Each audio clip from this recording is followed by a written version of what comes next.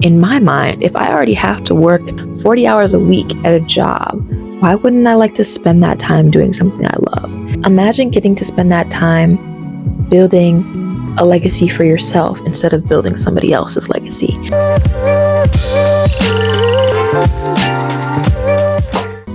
And it's just gonna be all up in my space today. I am heavily craving a Haagen-Dazs ice cream, and I wish I had one. Maybe next week. But what are you feeling? White? Cold? Definitely not that. Or warm? I think warm is the best. So we're gonna stay here. Hello everyone, it's deirdramonet here, and today we are talking about how to create your dream life while working a 9-to-5, which most of us are doing right now. And it ain't easy. A lot of people in general want to look for stability and want to hope that after years of doing this job, they can afford to create the freedom that they want. People talk about financial freedom left and right, and yet I see none of them investing, looking to start a business, doing anything outside of their 9-to-5. So I'm like, what are you doing exactly? Because I can tell you, a job is never going to get you to financial freedom. Randy Kazmars has this quote, and he says, "And there is the most dangerous risk of it all, the risk of spending your life not doing what you love on the bet that you can buy the freedom to do it later." How many of us do that? How many people? I'm pretty sure there was a study that came out of people who were in their 40s hoping and praying the whole time that they followed the American dream path of going to college, getting a good job, going up the ranks in their job, having their kids, having their family, and not being able to afford a house, not being able to create the American dream of the white picket fence. And they're in their 40s now, looking back like, well, what did I do wrong? I thought I could buy and afford this freedom later in my life based on what I've been told I should do to create my dream life. Get it together, y'all. It's a lie. It's a sham. The American dream is not real. We need to change it up. So I think there's about 7 good steps or good mindsets and things you need to live by when you're trying to build a business while you're still working your 9-to-5. 1, work smarter, not harder. 2, build better habits. 3, create processes. 4, visualization. 5, love what you're doing. 6, be realistically consistent. And 7, have gratitude for what you already have while you build what you want. Ninja, you are so cute. He is so cute. I wish I could show y'all. Oh my gosh, he has the cutest little round eyes. You know how cats have cat eyes? He has doughy eyes. And his pattern is so tiger-like. It's so unique. It's gonna make me cry. Okay, is it allergy season for y'all too? I'm currently dying. So 1, when you're thinking about starting a new business or you're thinking about figuring out the best ways to run your business, you have to work smarter and not harder. Working smarter, not harder is knowing when you do and don't have to do things, knowing that you can reinvent the wheel in some way, shape, or form from other people that have done things in the past. We share information, we create easier ways to do things for a purpose, So, for example, social media. In this day and age, every business probably needs to be utilizing that. So what can you do to batch create content for your business? How many times can you take one piece of content and repurpose it into something new? Like for me, this YouTube video, 20-30 minute video, I take this and I cut out snippets of it. Each important part, things that, may pop off and have a viral little clip, 30 seconds to 60 seconds. And I just cut it all from this one video. And then I have about 12 clips that I can post 2 a day. Just like that. I hate that my toes are showing. Don't look. It's too much good feet content. I'm covering them up. I'm sorry. I'm self-conscious. Another part of working smarter, not harder, is knowing what needs to be done and what is extra stuff. What activities directly lead you to potential clients, lead you to sales, lead you to growing your mailing list, compared to things that increase your brand awareness and boost your reputation. Of course, you need a mix of both. But when you're thinking about the time that you have to spend after working a 9-to-5 shift, do the things that are going to create more impact in your business rather than the things that may be a little more fun, like hyperfixating on your logo, your color palettes, your website. Do the basics of those things but get into the nitty-gritty that's going to actually propel your business with the time that you have. This is called working on your business versus working in your business. If you've heard of the terms working on versus working in your business, this is kind of what I mean. Working in your business is actively using the processes that you've created to deliver a product or service that you have, which means you are directly bringing your vision for your business to life. Whereas working on the business is all the things that are like research and strategy development, whether that's marketing strategy, product strategy, research, all those other things that, while are very important, are going to be more on the back end of your business. You know what else comes with working smarter and not harder? Finding a job or part-time job, if you know that you have to get one while you want to create your business, that does not take away all of your creative energy. I'm a baker, and my business right now is food photography and recipe development. So I'm baking all the time. So initially when I was getting a job, I'm like, I should be a baker. I can get more experience. But no, I don't want to waste all my creative energy doing this thing 8 hours a day and then coming home and not wanting to do it for more hours. So I took a mundane job, break room attendant, literally stocking, inventory, simple things to where my creative energy is not being all used up at a job that is not going to help me pursue my dreams. That's how you work smarter, not harder. And now that I think about it, it might have been a blessing in disguise, because I could not get a job to save my life when I was looking for one that was associated with my business management degree. And I was like, damn, I went to this really good school that had one of the top business schools in the country, and no one is even taking me for an interview. It was pissing me off, because I'm like, okay, I'm going to make less than $20 an hour at this job if I can't find anything that's related to my major. And it didn't happen. 6 months probably of searching. Finally was like, fuck it. I'm just going to find something simple. And now that I have that, I realize how beneficial it is, because if I'm putting all this energy at a job that I really don't give a fuck about, why would I want to come home and do more? Why? All right, number 3, y'all. Build better habits. This one is going to cost you some self-discipline.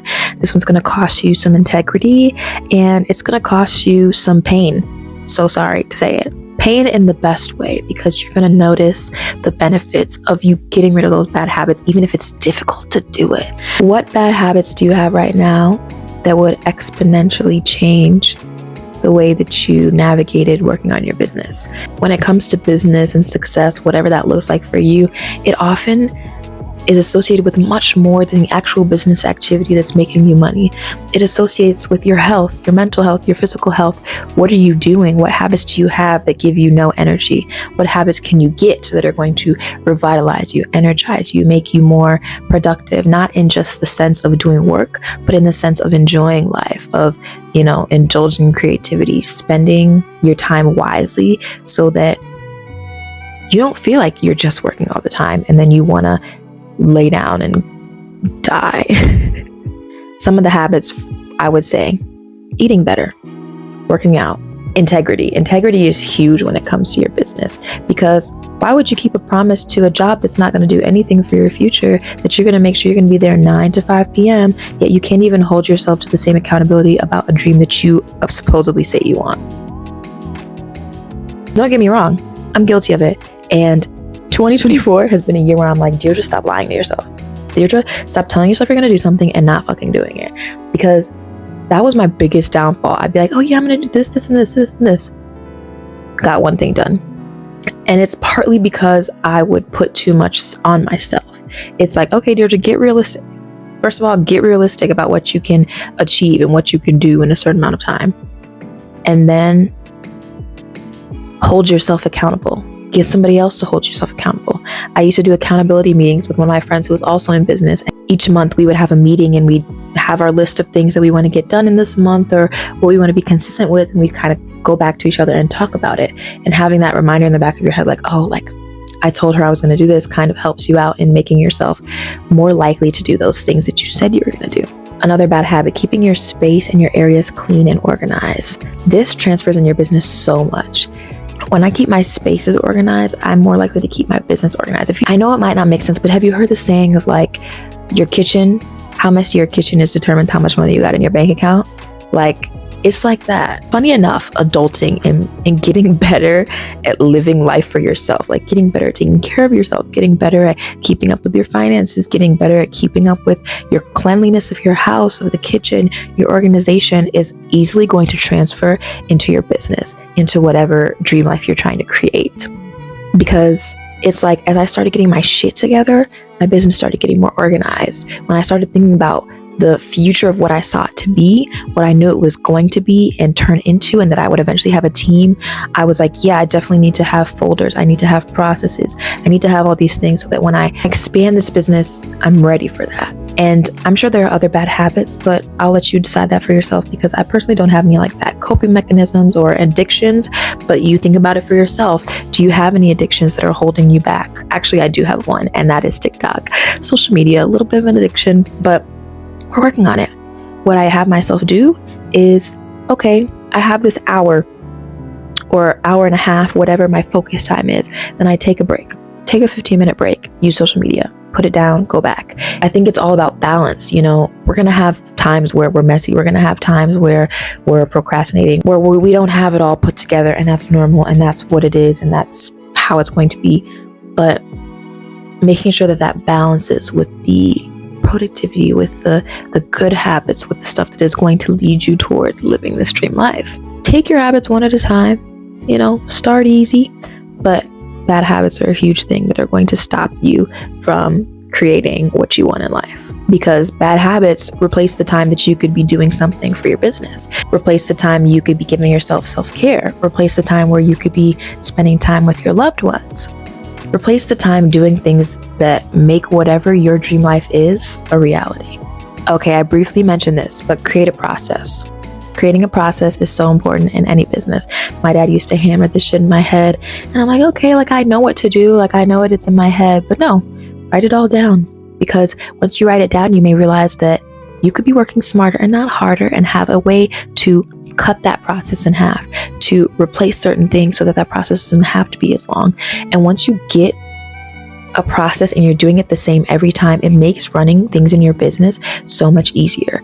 If we're relaying creating a process to your dream life, that's routines that you set in your life, certain things that you want to do on a daily basis that are going to help you, you know, live a more satisfying life, whatever that looks like for you, whether that's getting up in the morning, having some tea, working out, you know, energizing yourself so you have time to be productive for whatever passions or businesses, whatever careers you're pursuing. Having a process and truly believing that this process is going to get you to where you want to be is so important in any dream goal you're trying to create. I saw something talking about courses and classes and how so many people can have a different course for the same exact thing and they can all be successful, which means that you just have to pick a process. You have to pick something that works for you and stay consistent with it and truly believe that it's going to work out for you. And there's no doubt that it won't. Of course, throughout that, you're going to pivot, you're going to analyze, you're going to decide what's working and what's not. But once you have that process and a true belief in the manifestation of your goals and dreams, nothing will get in your way. Plus, having a process means that when you're ready to scale, you don't have to go back and try to figure it all out at once. You can be like, okay, I need to bring in a virtual assistant. I need to bring in a manager. I need to bring in, you know, these people onto my team. And I already have the folders organized in my Google Drive, in my Dropbox. I already have the process of how to do this step in my business so I can, you know, delegate that to somebody else.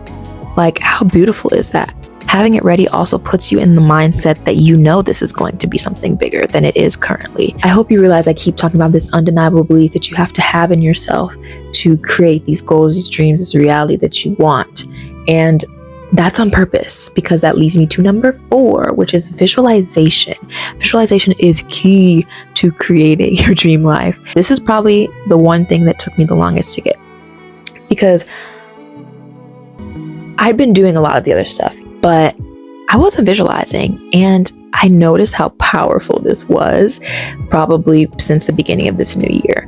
This first quarter of 2024 has probably been the most consistent I've been, the most I've been accountable to my own words, kept my promises, the most that I've seen the results from my labor and the results without the labor, aka seeing some of the manifestations come in of things that I've imagined in my visualization that I'm not directly putting an effort towards. Like, you know, for me, when it comes to my desserts blog, something I'm building that I know is going to take some time to gain some traction, to start marketing on the platform, to start getting brand deals. And I don't want to be the one to reach out for brand deals. I want them all to come to me.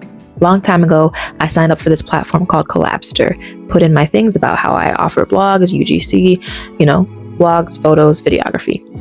I haven't gotten anything from that platform for over 6 months. I started visualization. All of a sudden, in 1 month, I got $600 worth of UGC content. I got a collab with Joy Ice Cream Cone brand. I got a collab with Banana Bread. It was Chiquita brand Banana Bread. I was like, damn, what? And it was mind-blowing to me because I'm like, shit, it's that easy? Now it's not that easy, but you know what I'm saying. Like, I'll link it for you guys because there's some really good visualization videos where you literally, you're in a meditative state, obviously, and you're relaxing your body. You're letting like the light of love and abundance and everything wash over you. It's coming out of your third eye, whatever. Like there's different videos based on what you like, and you are seeing this vision of what you want in life, the thing that you are trying to manifest. And it's like you're walking and stepping into this vision of that. They're talking you through feeling how you would feel during this moment, what you're hearing, who you're seeing, who's with you. It's like all these things to help you visualize that manifestation that you want. I think a part of my issue with visualization was like, I don't know what to visualize. Like if my dream is to manifest this website, this blog platform that shares all this wealth of information from self-care to recipes to herbalism to motivation and inspiration, how do I visualize that in my mind, you know? My best technique so far has been visualizing me celebrating the success of that accomplishment, like visualizing me throwing a party of reaching 500,000 blog followers, you know, and we're having this event where, you know, people can engage in self-care things that I have in that blog. I'm having my friends and my family there and we're all partying it up. You know, people are coming on stage and they're talking about how proud they are of me. I'm talking on stage and I'm saying thank you to everyone, and just being in the moment of feeling what it would be like to celebrate that accomplishment. And throughout that, I also visualize, okay, like I'm looking at my phone and I'm seeing the money roll in on my bank account. I'm looking on my social media accounts and I'm seeing the growth in the follower count. I'm seeing the brand deals coming in. I'm seeing all these things and I'm watching the process. I'm seeing myself recording videography, doing the baking, dancing in the kitchen, enjoying myself all along the way, because you need to visualize not only the outcome, but you doing the things to get there, because that's what a lot of people can miss sometimes. And in that moment when I'm doing the visualization, I'm truly feeling it in my body. And it's the craziest thing ever. Like the excitement is there. And that is what I mean when I'm at the point where I have an undeniable belief of my success. I'm successful right now. Like I'm literally living my dreams already and they're just growing.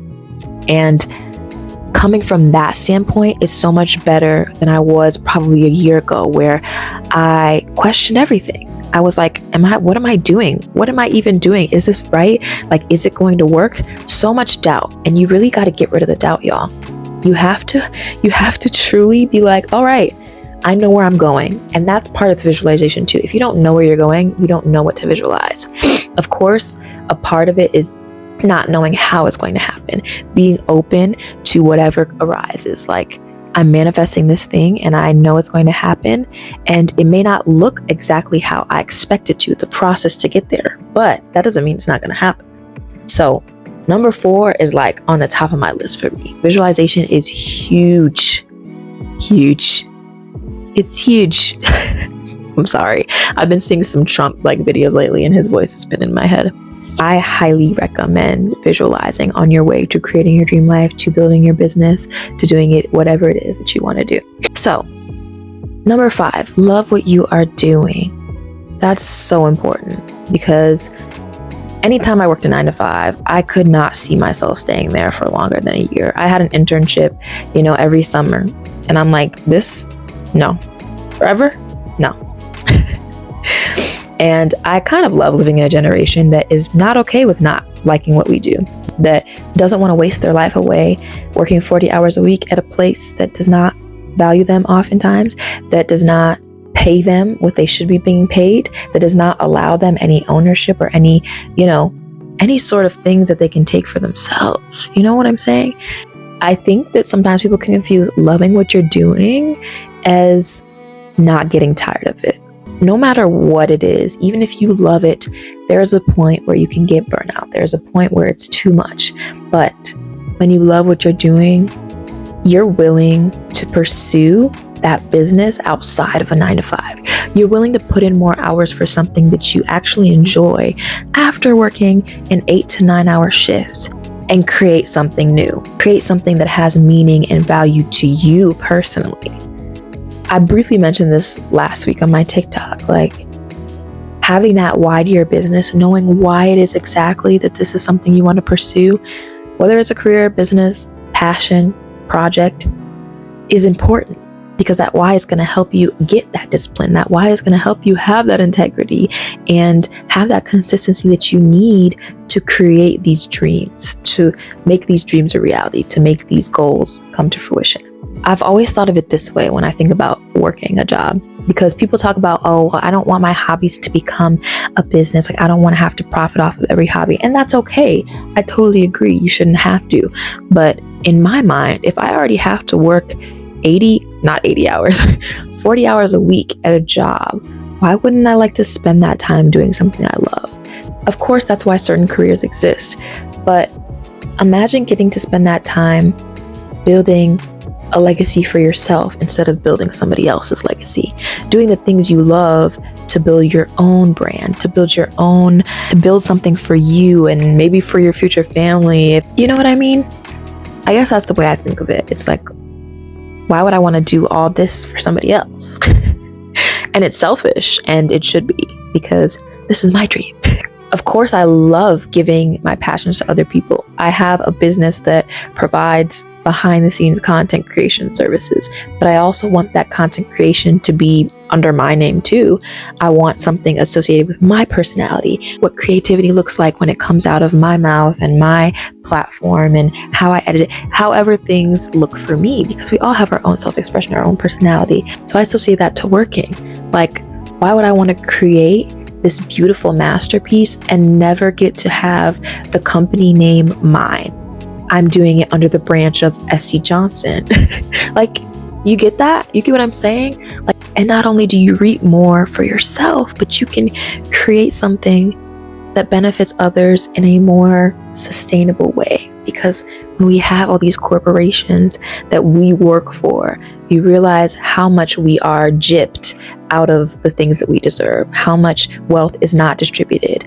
Imagine running your own business and, say you do have a team. I think of this all the time, and how businesses could be more contract type businesses. Like, I hire a virtual assistant. This virtual assistant has clients and works with 5-10 different people. Her business is virtual assisting. So she's really good at maybe organization. She's really good at making those phone calls, putting together calendars, making things look good. And that's what she enjoys and loves doing. I can contract her out for my business. She is a part of my team, but that doesn't mean that she solely works for me, that she doesn't have the ability to expand her own legacy, her own business. People contracted me for food photography. I have my own business, and I get to create these beautiful things and service that to people, but I'm not stuck just working for this one person. I can expand and do things under my own rules. I feel like I'm rambling a little bit, but I feel like I don't know. Is it good to y'all? I feel like I'm giving some good nuggets today. So the next one, number 6, be realistically consistent. This is probably my worst downfall as a Virgo, as a girl who is an overachiever, who thinks she can do anything and everything, who thinks she has 50,000 arms, who thinks she has 20,000 hours in the day. Like, no, let's be realistic. not in your dreams, not in your goals, but in the extent to which you can use yourself, and the extent to which your energy is being used, and the extent to which you need to still care for yourself. You need to still have time to be creative, to enjoy your loved ones, to live and not feel like you're only working. You don't have to do things every day if you don't want to. You can be consistent, but that doesn't mean it has to be every day. It can be every other day. It can be 3 times a week. It can be twice a week. It's often better to do something less but more consistently than to oversaturate and do it irregularly. Be realistic with how much you can do. Quality over quantity. Know that consistency in posting is important, but don't overdo it to the point where you become irregular, you become inconsistent. The worst thing about trying to be consistent is staying with something for 2 weeks and doing it every day, and then falling off and being gone for 3 weeks, and then coming back and doing it for two more weeks. First of all, the algorithm doesn't like that. And second of all, that's not a good way to stay in front of your audience. So I'd rather you post 3 times a week, but do that every week, because then you're getting consistent growth. Because let me tell you, Instagram, all the little social media platforms love to like drop you off the face of the earth as soon as you stop posting for an irregular period of time. They don't see you post for 2 to 3 weeks. They're like, oh, this girl's gone. Like, we're not pushing her content. I've seen it. I've done it. So take my word for it. Consistency falls into every other category as well. Be consistent with how much you are email marketing. Do you have a newsletter? How often are you sending that? Once a month, once a week, whatever it is. Be consistent, but be realistic. Do you have enough content for that? Do you have enough time for that? Understand how long things take you, and then make your schedule accordingly. When I was unrealistically consistent, it often led my mindset to fall towards failure. Every time I didn't hit the mark of what I said I was going to do that week, it made me feel bad. And that messed up with my mind and the doubt that I would have in myself and the things that I said. And that would follow into a little tunnel, and it would roll down into a spiral sometimes. When you do accomplish those things, it helps you feel more confident in yourself and your ability, and that slowly can grow into something bigger, so that by the time you do get to quit that 9 to 5, you have those habits in place that you can build upon once you have all the time in the world to create your dreams. Right behind visualization, our last but definitely not least, is you need to have gratitude for what you already have while you're building what you want. Because if you're appreciative of it, more of it's going to come. Does it make sense? I don't know. I don't know if it does, but it's kind of just what happens. I think it's associated with visualization part. You know, when I'm visualizing, I feel like I already have it. I feel like I'm in this space of being joyous and being grateful for what I've already received, even if it's not in front of my face. And that kind of transfers into, you know, okay, let me give it to you then. You're grateful for it. You deserve it. Because I know I deserve it. Is it clicking? I don't know a better way to explain it. I feel like it doesn't make sense, but if you get it, you get it. When you have the gratitude for it and you visualized it and you're doing the things that make you feel like you're already in that place, how could it not fall into your lap? Also, I think a better way of understanding why gratitude works is, first of all, it feels nice to like know that, you know, you are thankful for your life. It helps you put yourself in this place of not comparing to others. And if you are, you're still grateful for what you have in comparison to someone who's doing worse than you and someone who's doing better than you. Seeing someone do worse, you can say, I'm so grateful for what I have, and I hope that they get more. Seeing someone who's doing better than you, in whatever definition that is for you, you say, wow, they're doing amazing. I'm grateful for what I have, and I can't wait to get there, or I can't wait to, like, you know, be in a similar space than them. You should never want to be them, but it's like having that mindset makes things much more positive. And it's not just about positivity, because I don't want to sound like that person who's like positive mindset and everything comes to you. No, because you're going to go through shit. Life's hard. Life sucks. We all know it. But despite that, we still have to have an attitude that things can get better, that, you know, it sucks right now. I got to feel what I'm feeling. It hurts. It's painful. But How can I move forward? When I put it in the mindset of what being ungrateful feels like, I feel like that makes more sense and why gratitude would manifest more for you. Because when you're in the mindset of being ungrateful, you're in the mindset of lacking, what you don't have, what you need more of. And if you keep thinking about what you don't have, why would you get more of what you want? Thoughts are reality.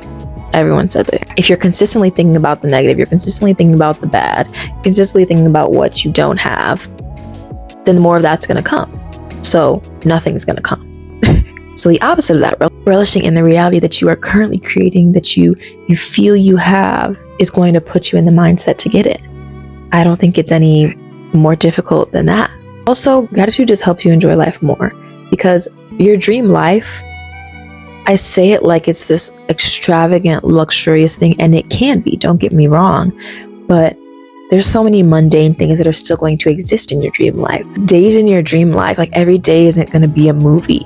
So feeling grateful for the fact that you can get up in your bed and sip some nice warm tea and look out the window and enjoy the sun shining on your face. What I'm saying is, learn how to feel rich while you're drinking that coffee, drinking that tea, and sitting in nature. Because that exact same day, that exact same activity looks exactly the same when you're rich and poor. So what feelings would you have if you're rich? You'd feel grateful. You'd feel free. You'd feel relaxed. You'd feel peaceful. You'd feel like you have no worries. So when you decide to live in that present moment, while you're drinking your tea, while you may be broke, all you need to do is forget about that. Don't remember that. Don't think about that. Think about the fact that I'm relaxed, all my worries away. I'm sitting here and I'm drinking the tea and I'm enjoying it. And that in life is beautiful. Like, that's what you have to do. That is all I have for today. I hope this helped y'all out. I hope you've gotten some tips that you can apply to your work life, your 9 to 5. You know, I have a goal that I will be quitting mine by the end of this year, and it's gonna happen. Like, Q1 done, we've had some growth, y'all. I cannot wait to see what the rest of the year brings. So I want to hear in the comments, y'all, what is one thing that you're going to start doing today that is going to take you a step closer to living your dream life? And not even one thing you're going to do necessarily, but one way you are going to change the way you experience your day, because that is a huge thing. It's all about the mindset, y'all. It's mindset, it's action, it's consistency, and it's visualization. Honestly, I feel like those are the main chunks of the things that I've talked about today, but I'm excited. And give me any tips too, because I definitely don't know everything. I'm young, I'm dumb, but no, I'm still learning too. And I would love to know anything that has helped you guys on your journey to building, whatever dreams, goals it is that you're pursuing while you're working a full-time job. So please give it a like, give it a subscribe, share this with somebody who you think needs to know these tips and tricks. But yeah, I hope to see you next week. We're going to be talking about love, and not the dating kind of love. If y'all like bell hooks, I love this book that I'm reading called All About Love. And it's an interesting conversation about familial love, self-love, and relationship love. And I feel like it's a dialogue that we all need to be having, because love is powerful, and it is the one thing that I feel like makes this world go round. And I feel like love and what we have or haven't been taught about it is very, very interesting. I feel like there's so much more to love outside of what's been shoved down our throat, which is mostly romantic love. Like, of course, everybody wants, to have that fairy tale love, or, find their person, whatever it is. But until that happens, how can you see the beauty and the love that exists in every other aspect, I'm a lover's girl, so I'm excited about this next week. And for all my lover girls, lover boys, everyone, please join me next week so we can have a conversation about this. Subscribe, turn on post notifications, whatever you gotta do. So I'll talk to you guys next week. Wherever you're at, whatever you're doing, good morning, good evening, good night. I love ya. Goodbye.